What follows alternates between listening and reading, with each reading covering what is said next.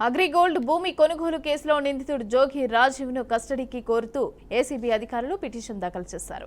వారం రోజుల కస్టడీకి ఇచ్చేందుకు అనుమతి ఇవ్వాలని పిటిషన్లో కోరారు. అయితే దీనిపైన కౌంటర్ దాఖలు చేయాలని ప్రతివాదులను విజయవాడ ఏసీబీ కోర్టు ఆదేశించింది. మరోవైపు అగ్రిగోల్డ్ భూ కొనుగోలు కేసులో తనకు బెయిల్ మంజూరు చేయాలని జోగి రాజీవ్ పిటిషన్ దాఖలు చేశారు.